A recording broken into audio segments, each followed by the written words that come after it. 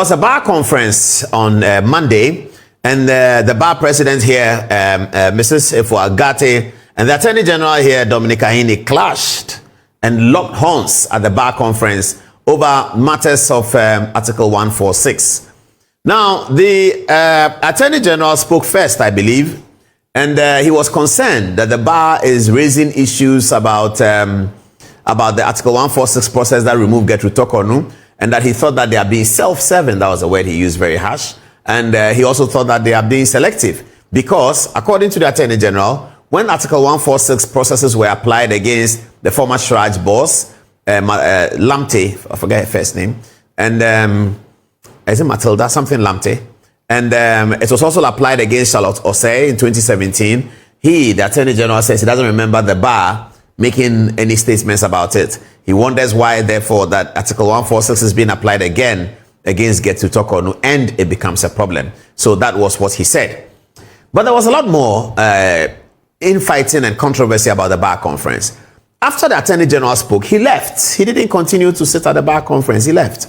We don't know what to make of it. We don't know whether we should say it suggests that he was quite angry, or there's bad blood, or there's concern about difficulties in relationship between the learned Attorney General, who is the leader of the bar, and the Ghana Bar Association, which is led by Adom Otchere. We'll dig into that and give you some more information. But all the lawyers said that after that Attorney General left, which is unprecedented, is sufficiently uncharacteristic. But we don't know why the Attorney General left. He may have had a very good reason for doing so. But he left the bar conference. And Adom Otchere and the rest are still continuing. It's a 1 week long activity. So they are still in Ward doing the bar conference. Let's begin with what the Attorney General said. This is what he said. Immediately upon assuming office in 2017, an Article 146 petition was filed for the removal of the chairperson of the Electoral Commission, Mrs. Charlotte Osei, and her deputies from office. The bar saw no basis to speak out about compliance with due process. But in recent times, the bar found its voice when petitions based upon the same constitutionally defined procedures were brought in respect of the removal from office of the former Chief Justice, Mrs.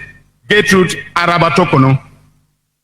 Ladies and gentlemen, the honest question we have to ask ourselves is, what changed? The three petitions aforementioned touch and concern office holders of three constitutional bodies critical to the sustenance of our democracy. The independence of the three institutions has been guaranteed by the Constitution. The three occupants were all women of significant repute and members of our noble profession. The three committees established pursuant to Article 146 complied with the constitutional procedure to the letter. And yet, the bar found its voice only in relation to the third petition. Coincidentally, the voice of the bar amplified the voice of the opposition. The lawyer in politics must be a voice of reason, moderation, and constitutionalism. The bar must speak out not to please governments or opposition parties, but to defend the rule of law, the independence of the judiciary, and the rights of the ordinary citizen. The learned Attorney General said that the Bar Association, I'm not sure whether the learned Attorney General at the time he read his speech was aware that the Bar President was going to talk about the what the Bar considers unfair in the processes that removed Gertrude Tokonu. But let's listen to what the Bar President said. Here it is. The Constitution of the Ghana Bar Association enjoins us to protect the independence of the judiciary. This is a duty the association does not take lightly, and from time immemorial, the bar has fiercely performed this duty. My learned friends, we are all aware that Article 146 of our 1992 Constitution has come under severe scrutiny in recent times.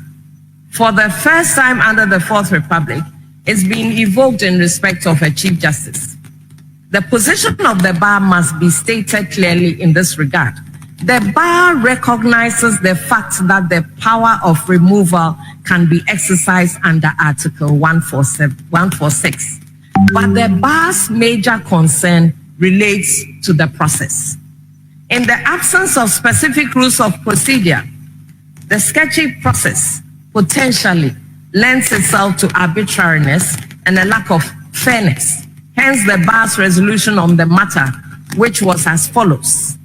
The Ghana Bar Association hereby also calls for the immediate enactment of clear and comprehensive regulations relating to matters under Article 146 of the Constitution of the Republic of Ghana to ensure transparency, accountability, and fairness in all proceedings involving Superior Court justice, particularly in the context of the impeachment or removal of such officers. This resolution was passed and publicized by 30th April 2025. However, no rules were produced. It is commonly said that justice should not only be done, but manifestly be seen to have been done. The lack of an enactment for such rules in the case of the removal of the fourth highest person in the nation should be a matter of concern for all of us. These rules should have been known to all and sundry before the commencement of the process, as it greatly affects the standard to be met. It ends up being an unfortunate precedent which lacks fairness, a situation that calls for redress if indeed we are custodians of justice. We all deserve justice, from the well-endowed in society to the less endowed, from those who wield political power to those who don't, from those who have economic power and those who don't, from those who dispense justice to those who receive justice.